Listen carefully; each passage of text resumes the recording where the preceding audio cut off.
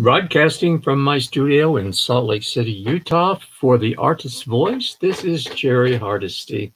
I am the host and producer of the show and empower artists to tell their stories and talk about their work. Today I'm streaming live through Facebook and YouTube using StreamYard, and a recording will be available almost immediately following the live event. My guest today for today's show is Stefan Fedorowicz, a professional lyrical abstract painter. Stefan is originally from British Columbia in Canada and now lives and works in Wiener Neustadt, Austria. Welcome, Stefan. Oh, thank you, Jerry. Can you hear me all right? I can hear you, but I can't see you. Is there any way you can activate your camera? No, you know what? We've had problems with this computer, and I don't think I can get it working properly. Well, I'm sorry. I'm sad to say that I won't be able to see you then. Well, well, I see you perfectly. Oh, great. Well, I'll leave me up there for a while then, at least. Okay. Anyway, Stefan, did I pronounce your last name correctly? Yeah, Fedorowicz. You actually did quite well, actually. Fedorowicz. You know, yeah. Go ahead, please. You know, in Europe, people, when they look at that name, they automatically know how to pronounce it correctly.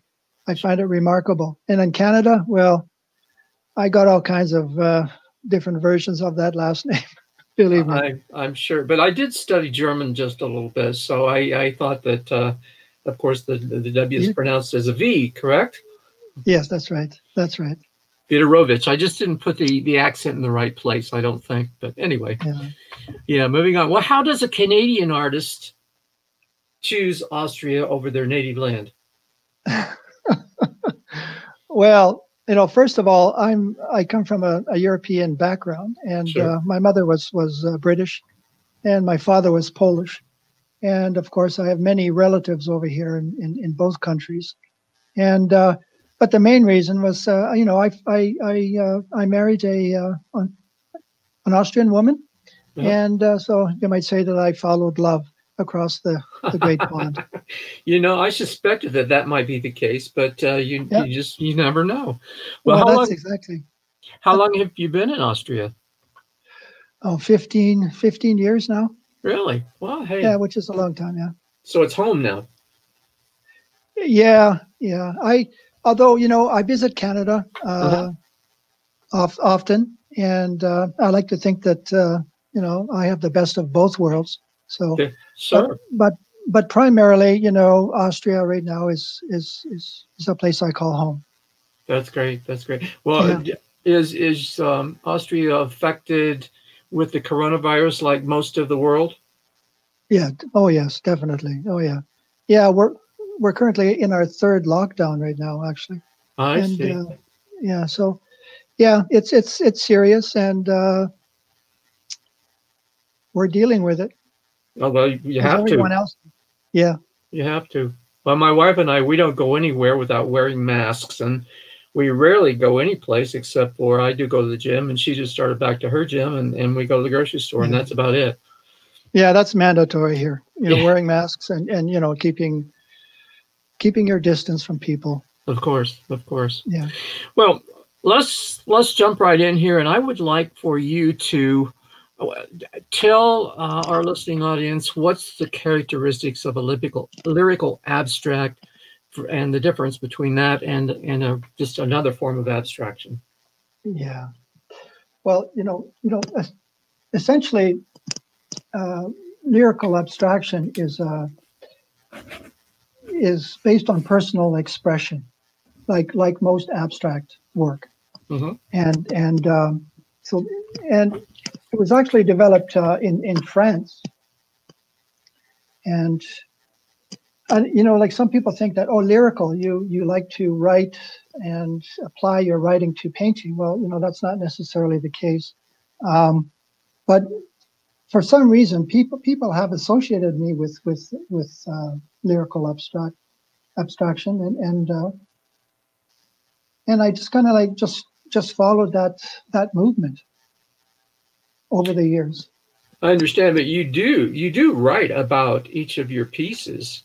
Do you not? Yeah, yeah, I do. But that's just the other creative part of me. I do like to I do like to write, and I do like to focus on human relationships, and I like to confuse people sometimes, with my words. Sure. And yeah. Well, I don't find your words confusing at all. In fact, I find them inspiring. And as I think I told you in an email, I've been following your work for quite some time, and I have just fallen in love with your style, the Oh, lyrical thank you. abstract, and I would love to emulate the style. Let me just say that. Oh, really? Yeah. Oh, yes, I would. I really would. Yeah. Jeremy, getting back to your question about lyrical abstraction, it's like I said earlier, it's an opening to personal expression, and Yes. the term was actually coined by a man, Larry Aldrich. Uh-huh. And yeah, and the name actually, another name for it is tashimi, which is sometimes used to describe lyrical abstract movement. Now, is tashimi a Japanese term? Yes, it is. Yeah. Okay. Yeah. Okay. Well, you further you state that in your artist statement that being labeled as a lyrical abstractionist is a compliment, but it can be a disservice to an artist's talent. What do you mean by that? What do you mean by a disservice to an artist's talent? I often wondered what I meant by that when I said that too. But it's, as you know, I just strictly paint abstract work. Yes.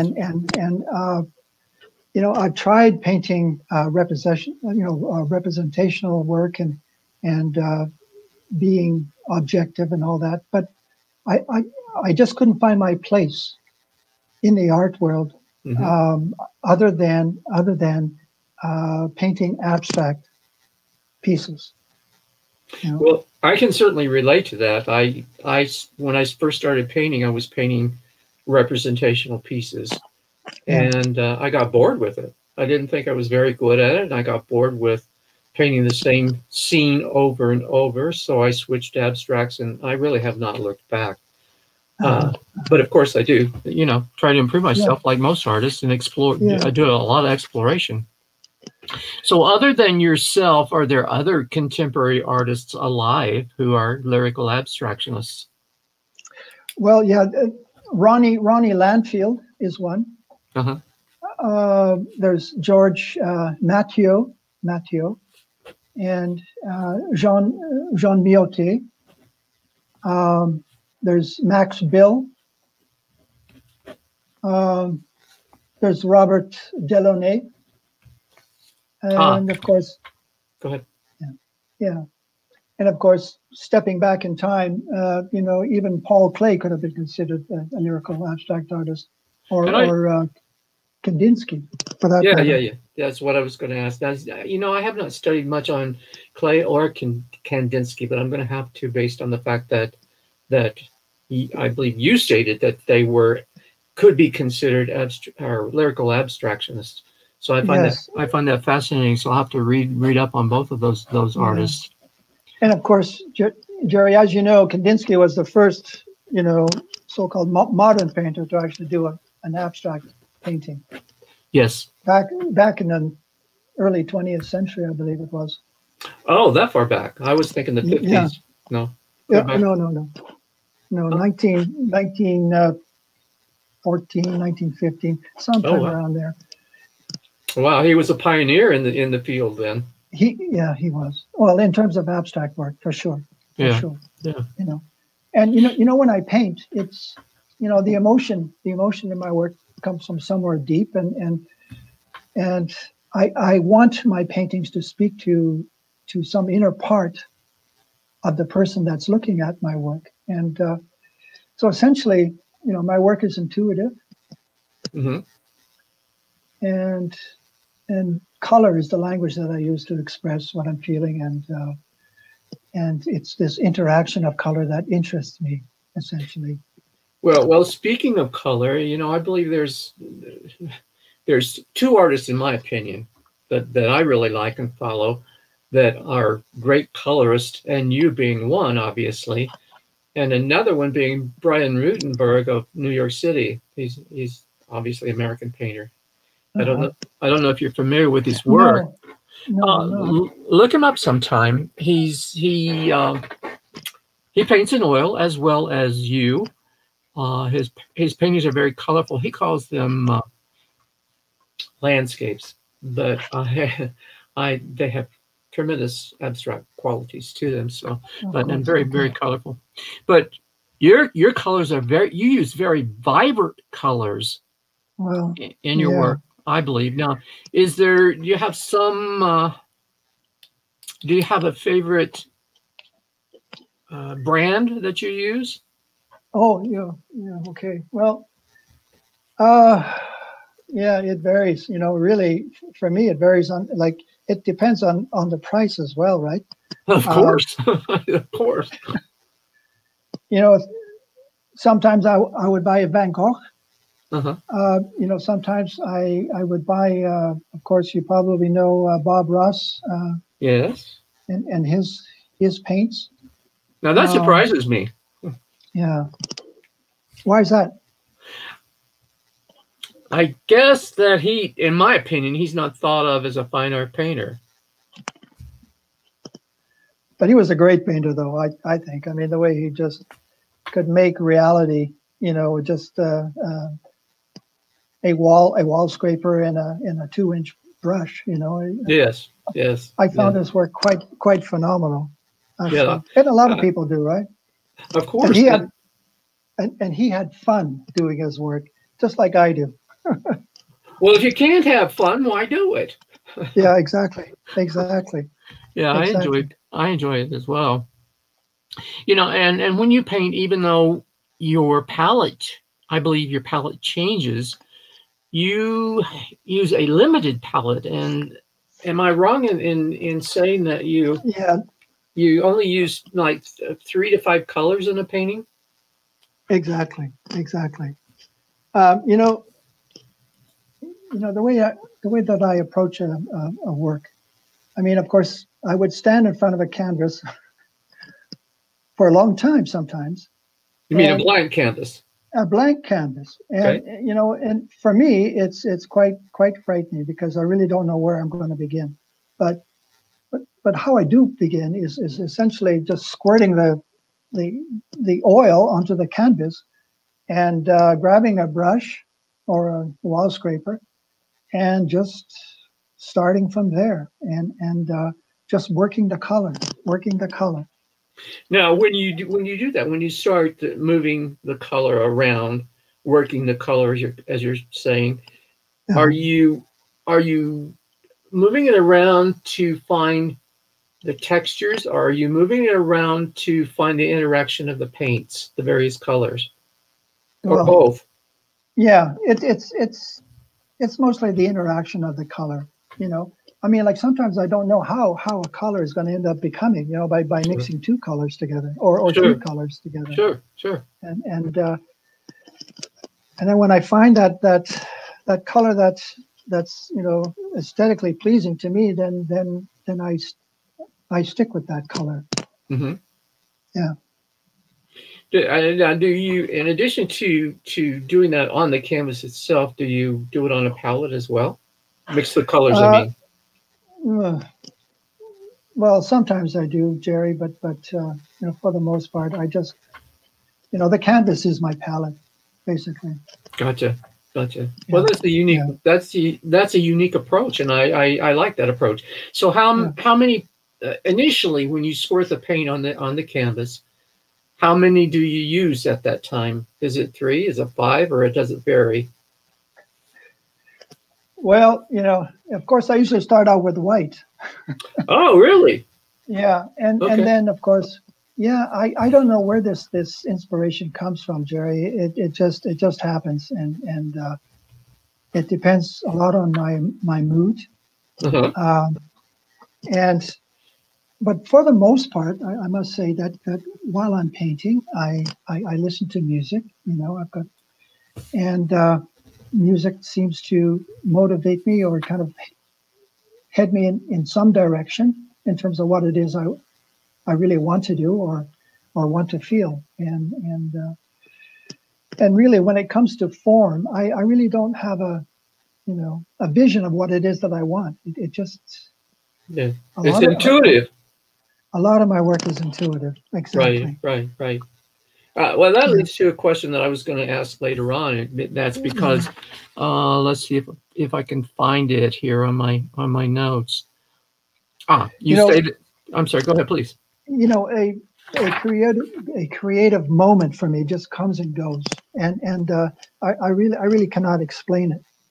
And like I said, I feel intimidated, but something internal happens, and then I just face that fear, and then my anxiety dissipates. That's interesting. Well, you did make the statement, though, that you paint intuitively, but yet you have complete control of what you're doing. Now, aren't those opposites? Painting intuitively? Yeah, of course. So how do you explain that? Or do you? Or can you? Oh, well, I don't think I can explain it. But it's yeah. So tell me, what was it that I said exactly? You said in an interview, I believe it was, that, let me find it again. You paint intuitively, yet you say you have complete control of what you are going to do. Oh, cool. Yeah. Okay.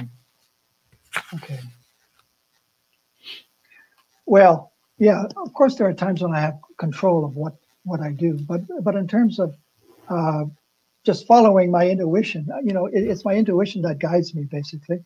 Yeah. Okay. Yeah. I understand. I get it. I take the approach that you put down a layer and then you respond to that layer and so on until you've created what you want to create, or you've gotten to a point where you like what you're doing. Now, you say that you listen to music when you paint sometimes. What type of music do you listen to, or is it all kinds? Well, yeah, depending on my mood. Sometimes I just love to, turn on some AC/DC and some head-banging music. And sometimes I've listened to the classics, not too often, but I have. Yeah.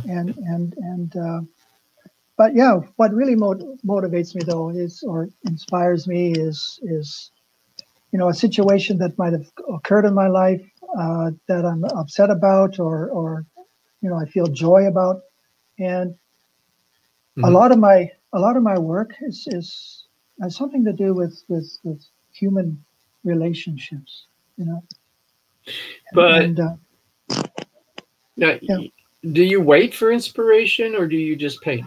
No. I can honestly say, like right now, I mean, even though I have a lot of time on my hands, I'm retired and of course with this COVID thing, I mean, which would allow me to paint more, but I really haven't been painting that much lately, I have to admit. And I guess the reason being is that I'm not inspired at the moment. At the moment. And I feel that I should be, but I'm not. Okay, let me encourage you and challenge you. Get back to that painting, man. Yeah, okay. Get back to that easel. But like what they say is if you're not creating something, then you go to your studio, and which I do every day actually, and I will work on perhaps cleaning up a mess that I made, or or looking over work that I've done, or writing something about my work, which I really enjoy doing, and yeah. Well, that's part of it. That all that you just said, cleaning up, and that's one thing I hate, is cleaning. Yeah, you should. Yeah, I read somewhere that you should actually go to your room or your studio, and it's not necessary to paint, but but eventually the inspiration will come, will come to you, yeah. and that's. But I'm still hoping that that's going to come to me someday. Soon. Well, you know the famous Chuck Close. I'm sure you're familiar with his work. Yes, of course. Yeah, Chuck. Well, he made the statement that amateurs wait for inspiration, and the rest of us just get to work. There you go. There you go. So I challenge you. Remember that. Remember that quote from Chuck Close. Yeah, that's well said, and it's probably very true too, right? Yeah, I think it is. The more you paint, the more you want to paint, and when you're not painting, you're thinking about painting, or at least that's my life anyway. Yeah, yeah. I guess I should say that I just have a creative block right now. A creative block. So and that happens. That happens. Yeah, of course. Of course. Yeah. Well, you also made the statement that when confronting a blank canvas, you're like a matador. Like a matador, yeah. Like a matador confronting a bull. So does that mean that you're real active in your approach, or? No, it just means that, I mean, putting myself in the position of a matador, I mean, that's not when you're facing a raging bull. Yeah.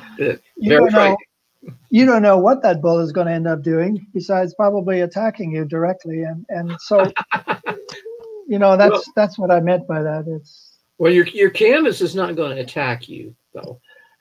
Well, this is true, but what I'm saying is, yeah, I know what you're saying. I know exactly what you're saying. It's because really, it's kind of like what a lot of artists do, or feel rather when they exhibit their work. I mean, it's a horrible feeling, really, in terms of you wonder what the viewer is going to think of your work, and you're putting your work on the line, and right. your talent and your skill and your integrity is being kind of questioned and what have you, and so that's pretty frightening, right? That's pretty frightening. Yeah, and entering contests or contacting galleries to represent you and those kinds of things, and having to go through all that process can be very frightening, because all of us hate rejection, but at the same, we have to learn with it, learn to live with it. There, I got it out right. Yeah. So anyway, yeah, of course. Am I wrong that very often much of your work, large shapes dominate your canvas? Large shapes. Large shapes. I'm not talking about representational shapes, but I'm talking about form. Yeah. So something like a focal point. Exactly. Yeah. Of course. I mean, that's what the eye is attracted to, right? Is something that is focal, something that's dominant in a work. Yeah. But I guess what I'm saying is I don't see a lot of smaller forms or shapes, unless. Yeah. I know what you're saying, Jerry, and I prefer the larger kind of visual forms that actually attracts people's attention. Exactly. So I believe you use a palette knife as well as a brush, but which is your favorite tool, or do you have other favorite tools besides a palette knife? No. It's basically both brush and palette knife. And over here they call it the Spachtel. The palette knife is the Spachtel? Yeah, Spachtel. Yeah. Okay. Yeah. I'll figure out how to spell that at some point. So, like I said, you use very vibrant colors, and I find them just really compelling to look at, along with the textures that you create in your work. So, thank you. Just to mention some of my favorite colors. I mean, like yellow ochre is one of my favorites, of course, and Alarzine crimson and vermilion red, orange chrome. I really like to work with too. Yeah.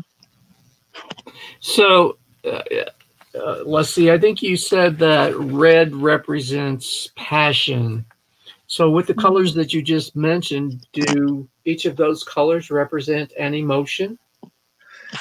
Well, for me, not specifically. You know, I mean, Okay. yellow ochre. I would say it's symbolic of something that's very, very calming. And Yes. yeah. And orange chrome, of course, it's a very intense color, Uh-huh. and yeah, that could be symbolic of passion. So do you ever mix like red and yellow to get an orange, or do you use it straight from the tube? Oh, straight from the tube. But sometimes, as I say, using white, for example, Hmm. titanium white, you get a different hue. How By about black? by How about black? Do you use black oh, in your? yeah, occasionally I do. Uh-huh. Occasionally I do. And it's very interesting. I just realized this, um, that I very, very rarely use circular forms in my work. I've noticed this, and other people have noticed that as well. And I'm kind of wondering what that is. Maybe I don't like circles. I don't know. But Maybe you don't like perfection. oh, maybe I don't know. Isn't a circle a perfect geometric Yeah, shape? yeah, that should be. But Well, let me but see. Go ahead, please. back to this. The movements that I've been associated with. It's I think lyrical abstractions, I think, require the viewer to contemplate, to study, and to ask themselves, like, what am I feeling, or what is this piece of work telling me? Hmm. And if people tell me that they felt something, or like something that moved them, or something that reminded them of something, that's then I've really accomplished what I set out to do. Hmm. That's what I really want people to feel, is some kind of emotion, some kind of connection, and sometimes, yes, I do like to label my work, or kind of giving hints as to what the painting might be about, by um, but sometimes, I want people to wonder what they're looking at. You know Hmm. what I'm saying? Yes, I Yeah, do. Yes, I do. yeah, And that's interesting that you say you want people to feel, what am I looking at? Why? How does it make me feel? And those kinds of things.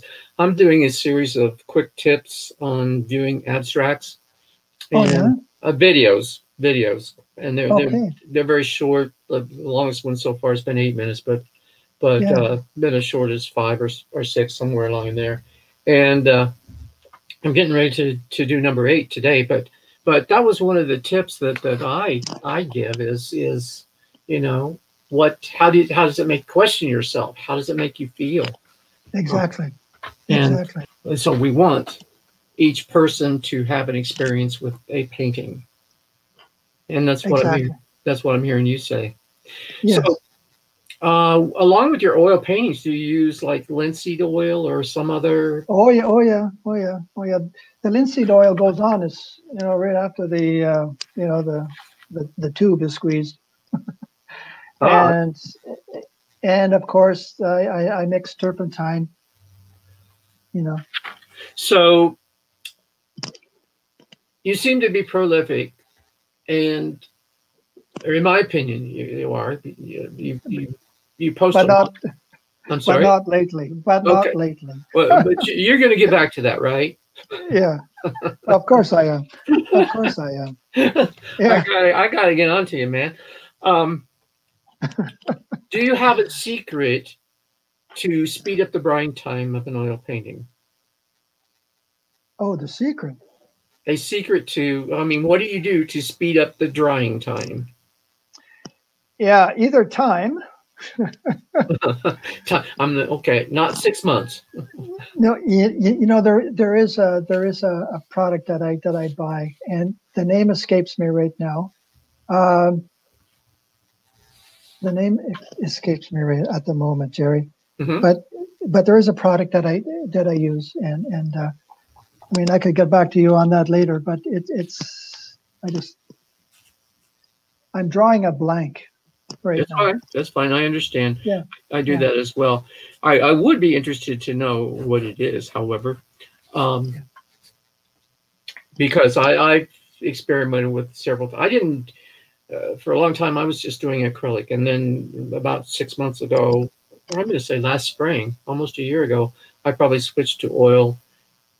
But I switched because I learned some techniques which helped the drying time, and I can get a painting to dry within a week now instead of waiting 6 really? months. Yes, yes. Okay. So what is it that you use? I knew you was going to ask that, and I can't think of it either. But I could take my earphones off and grab it. And okay. Okay. Hold on. Yeah.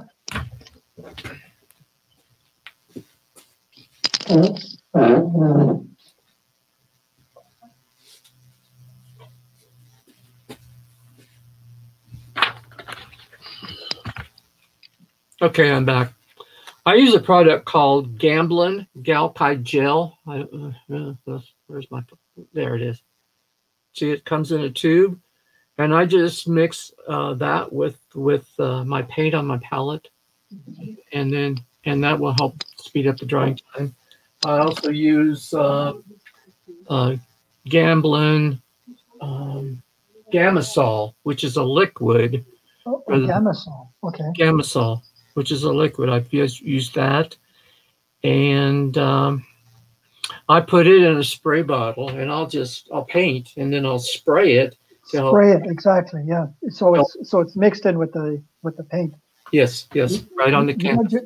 You know, Jerry, I just found this the product that I use. It's called Cicative de Harlem, and it's made by Goya.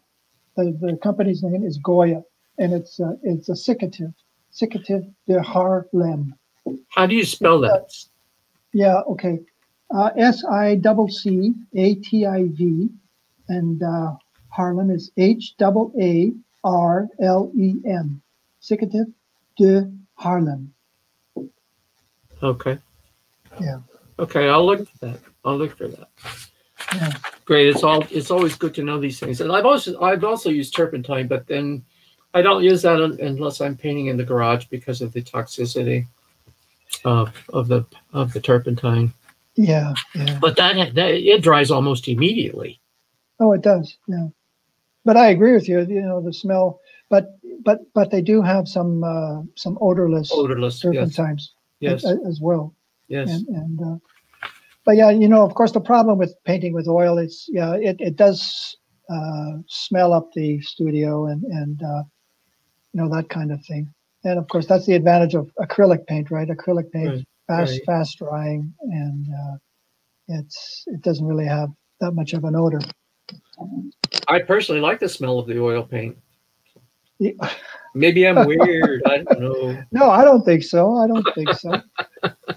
You know, hey, as long as you don't get addicted to the stuff, that's. Oh, no. I'm addicted to wine. Oh, wine's good. Wine's good. I have a glass every afternoon, at least one. The red or white? I prefer red. Yeah. How about you? So, red. Red is good. Cool. Yeah. Hey, well, now, can lyrical abstraction be taught, or is it does an artist have to explore it until they create or come up with their own style? Yeah. Yeah, you know, sometimes it's difficult to even teach abstract painting, right? Because it's, you know, like I say, abstract is really based on feeling and emotion, and you know, they're really, you know, when it comes to lyrical abstraction too, you know, there's a lot of scrubbing that's involved too. You know, scrubbing the paint,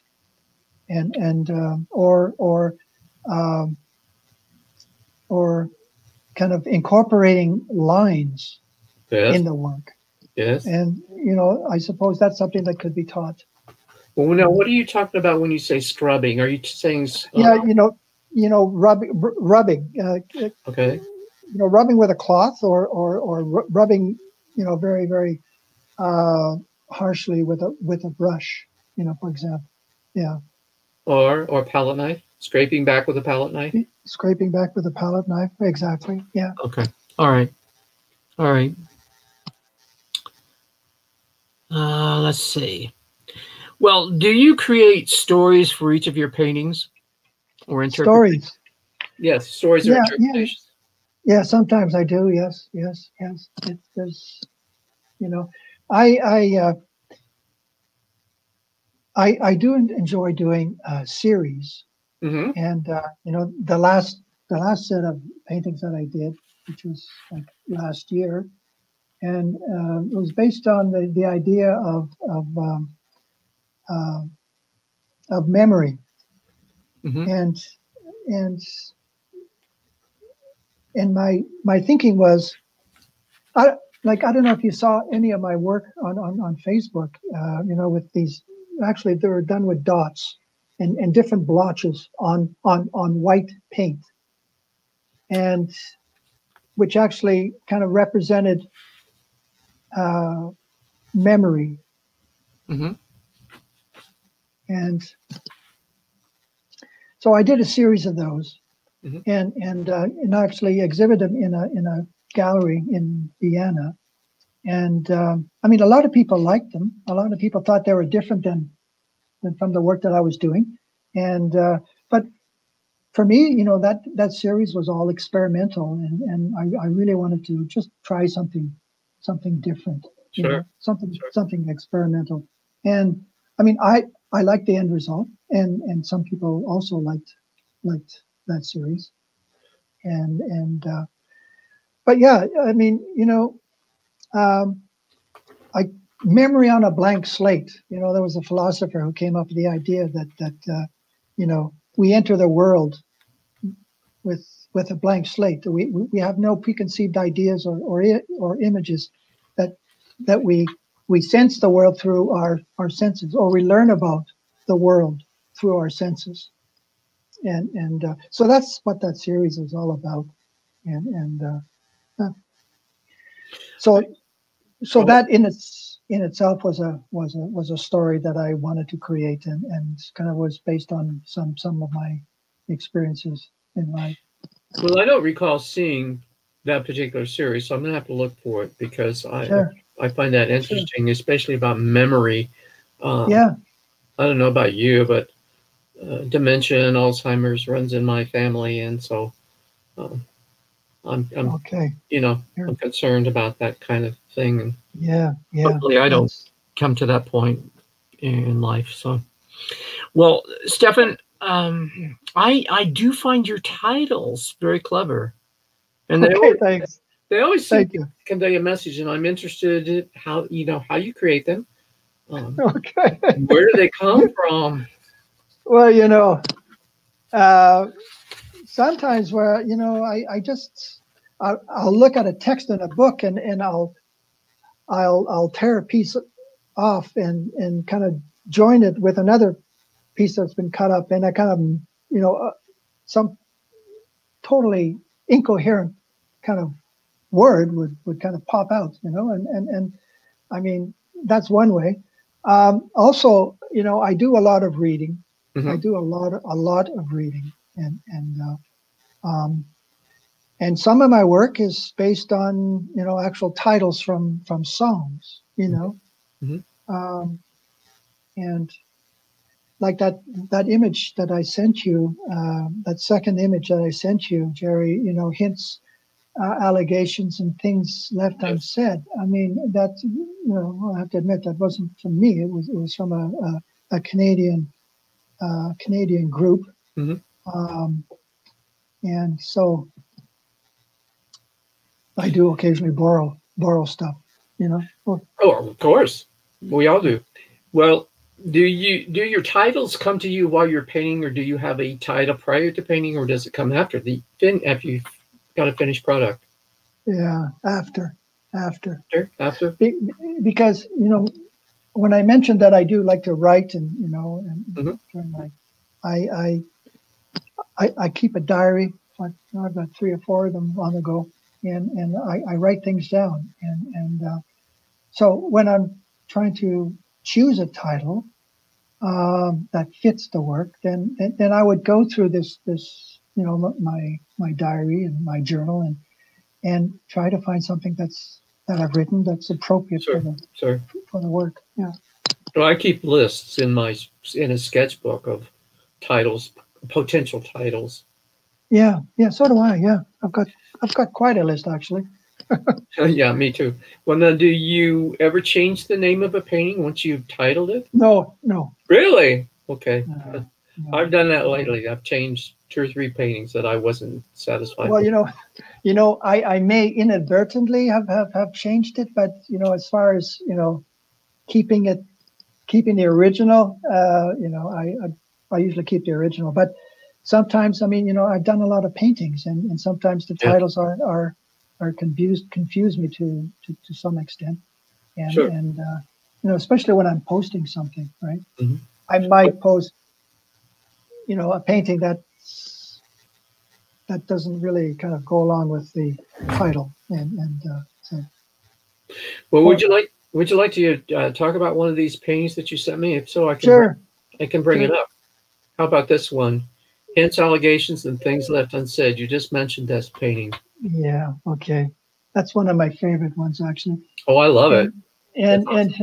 and and it has not been sold, and it's a 90 by 90, I believe, or 80 by 80. Centimeters? Um, yeah, centimeters, yeah, Okay. and you know you notice that I usually like to, I like to scrub the borders of the canvases, like make it, and of course the texture of the painting is usually, in the center or somewhat in the center. But So, this, yeah, I mean, looking at it, there's, I mean, the blue uh-huh. stroke. I mean, that was the last thing that I did to this painting, and that was the finishing touch actually. And that was the thing that was left unsaid. Okay, I Okay. had to put it in, and the rest, of course, was just kind of. Yeah, I mean, it was kind of playful in a way, Sure. and whimsical, and Right. but yeah, that's one of my favorite paintings. What is this? What is probably the smallest painting that you've done? I mean, canvas wise, size wise. Uh, Probably a 20 by 20, maybe, like Yeah, centimeters. Yeah, centimeters, 20 by 20. yeah, That yeah, that'd be pretty small. All right. yeah, How about this other painting you sent me? Let's look at it. Someone is yeah, messing up the roses. yeah. Of course. Well, can I ask you how does this painting speak to you? It's like, and that's one thing that I kind of like. What I tell people is when you look at a piece of art, Hmm. it should be treated like royalty, and Oh, you should and you should let it speak to you first. Yeah. And yes. so people stand there, and they look, and they kind of contemplate, and but this one here, actually I made kind of 2 more similar ones to these, because they were quite popular actually, Hmm. and but the title basically is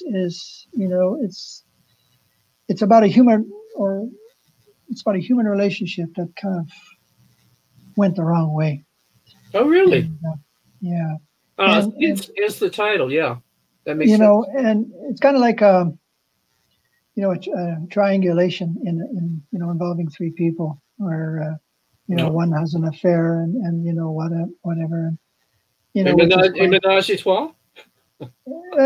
not necessarily that, but I'm joking. some outsider stepping into a relationship. Okay, Hmm. and so that's where that title came from. Someone is messing up the roses. I mean, this, it happens, right?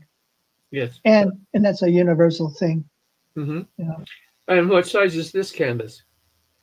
that's a 70 by, no, what is it? 70 by 100, I believe it is. 70 by 100 or 60 by 80. I'm not certain right now. Okay. All right. Yeah. Now, do you paint on canvas or do you paint on panels? No, just canvas. Just canvas. Just canvas. Okay. Yeah. Yeah. And are you using like a gallery wrap canvas and painting the sides? Yes, exactly. You know, I like the large, the edged, Yes. canvases. And essentially, for the reason that when people buy a piece of work, right, they want to put a frame on it. But these ones here, there's already a frame on these paintings that I do. Yes. And so it's not necessary. It's not necessary for them to get it framed. Yes, and that's why you say you scrub the sides. So it's you're creating its own frame, so to speak, right on the surface. Yeah, yeah. I mean, that's a good interpretation. I never thought of it that way, Jerry. Yeah. Well, on the sides of the canvas, when you're painting, do you paint them a color or are they no? They're black. They're black. Okay. Black, yeah. We're on the same page, my friend. Yeah. Oh, good. When I was in Canada, I made my own frames. With the 2x2, 2x2s. Yeah. And I would get the canvas, I would stretch them, and of course paint them with the ground, and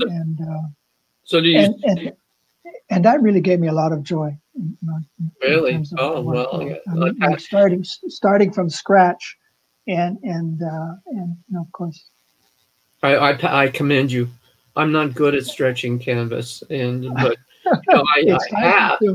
Huh? Yeah. It's very time consuming for sure. Yes.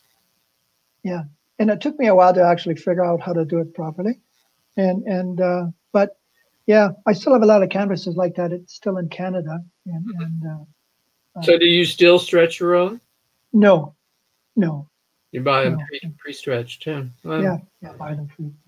That's fantastic. So, well, of the two that you sent me, I really love this one the best. This one I know. Yeah. Oh, yeah, you said that earlier, and it's wonderful. It's wonderful. I don't know why. Go ahead, please. I don't know why people kind of won't buy that one. Well, maybe I would if I could. I would if I could. I would love to have a Fedorowicz in my collection. Really?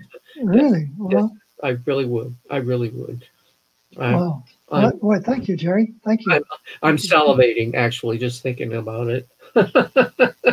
Well, thank you. I really appreciate that. My pleasure. It's my pleasure. But unfortunately, I'm going to have to sell some of my own work before I can purchase some more. Well, have you sold your work? I've sold some, yes, not nearly as much as I would like, but yes, I've sold some. A little over a year ago, I joined artstorefronts.com, and they have so many marketing resources that it's just really unbelievable. So yeah, it's great. And I have to say, looking at your work on one of the sites that I found, I think it was absoluteart.com. Yeah. I noticed. I think your prices are very, very reasonable for what you do. So. Yeah. Oh, thank you. Yeah. I just sold a painting today, actually. Wow! Congratulations. Yeah, and I think within 12 months, I would sell maybe, I don't know, 3 or 4. It's really, it's quite slow, and I think it had something to do with a recession or something like that. But I believe in, and I want to know if you agree with me, but I think that abstract art is more difficult to market than representational. Yes, I tend to agree with you on that. I mean, people look at an abstract piece and say, oh, yeah, my 6-year-old could have done that, right? Yeah. But not really. Right. Exactly. Not really. Exactly. And it's I I think it's actually it's pretty difficult, and it's pretty difficult. You have to develop a technique and yeah, Yes. And for sure. experiment. And experiment. An experiment for sure. I think For that's sure. a big part of being an abstract artist is experimentation, trying Mm. something new, and helping yourself grow. Please Yeah, go ahead. yeah. So you would consider yourself an abstract artist, right? I do, Yeah. and I have a mentor who's much younger than me, and he has made the statement that my work borders on lyrical abstract. Okay. Okay. But anyway, that's Wonderful. Wonderful. that's Great. that's beside the That's point. great. You are the 90th artist that I have interviewed for the Really? podcast, for the show's podcast. Uh-huh. The podcast show. That's great. Yes. Well, that must keep you busy doing this. I don't. I have to control that because otherwise I would not be able to do my own work, my own art that I love doing. So I don't want to do more than one interview a week. But I've interviewed artists from Spain and Argentina and Germany and Canada, of course, and Mexico and all of the United States. Yeah. And so based on all of the artists that I have interviewed, I am curating a virtual show that I hope to put on sometime in February. And if you are interested in participating, I would love to have you participate. Oh, that would be great. Yeah, I would never turn down an opportunity like that, to show my work. And well, thank you very much. Thank you for the invite. It'd be great. Yeah. It's my pleasure. Like I said, I love your work and would love to have a piece in the show. By virtual, it would all be online, as you probably are aware. And okay, that sounds great. Yeah, I'm charging well, according to U.S. dollars, I'm charging a $20 fee because there will be some expenses that I'm going to incur. Yeah, of course. Yeah. But anyway, I'll send you the information if you are so interested. Yeah, I am interested. Great. Thank you. Thank you. Sure. Well, Stefan, do you have anything else that you would like to add?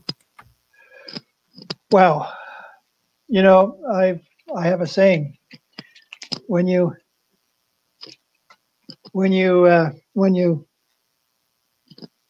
well, what can I say? You have to change the way that you look at things. Okay. Yeah. And when it comes to abstract art, I mean, that's basically what you have to do, Uh-huh. When you change the way that you look at things, the things you see will change, right? Yes. Yeah. And somehow that's kind of relation to my titles and my work. So, when you look at a piece differently, or when you agree, in your own mind to look at something differently and not accept the norm, then, the things will eventually change for you. So that's basically what I've been following. It's kind of like a motto. Mm-hmm. And but all in all, I really enjoyed meeting you, Jerry, and I really honestly appreciate you kind of connecting with me, and I'm really happy that you like what I do. And well, thank you for accepting my invitation to be on the podcast. Yeah, like I said before, I've been following your work for quite some time, and I've wanted to interview you for quite some time, but my own self-intimidation. I thought perhaps you were way above being approachable as far as talking to a commoner like myself. I'm a commoner too. I'm just an ordinary person. But thank you very much for those accolades.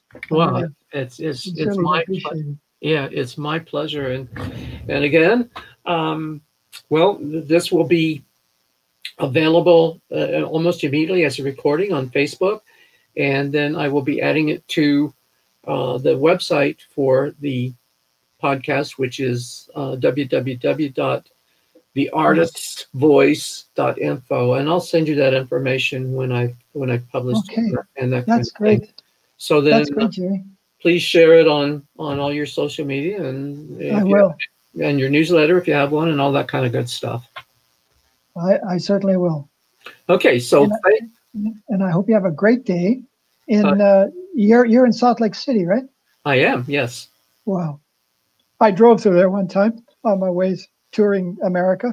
And yeah, a large country America is. Yes. And yeah, I made it all the way down to Florida and Mississippi and driving all that way. Tennessee. No, hitchhiking. Oh, hitchhiking. That must have been in your bachelor days. Yes, it was. Oh, well, that sounds interesting. Yeah, I really had a great time in Utah.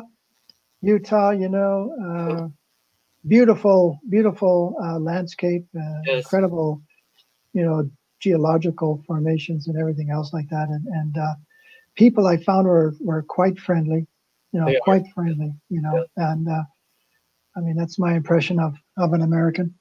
And well, of course, Canadians are the same too. Yeah. Well, I hope to make it back to Europe. And oh, great. If I do, I'm going to come through Vienna. Is it Wiener Neustadt part of? Yeah, it's only 20 minutes or 25 minutes by train. And yeah, it's a smaller city outside the main city, which is something it's really nice. Well, when I make it back, I'm going to invite myself to your studio. Okay. And if you ever make it here, you have an open invitation as well. Well, thank you, Jerry. Thank you very much. You have a good day as well. And yeah, it was good. All the best. And be safe out there, okay? Oh, you too. All right. Okay. Talk to you later, man. Bye. Ciao.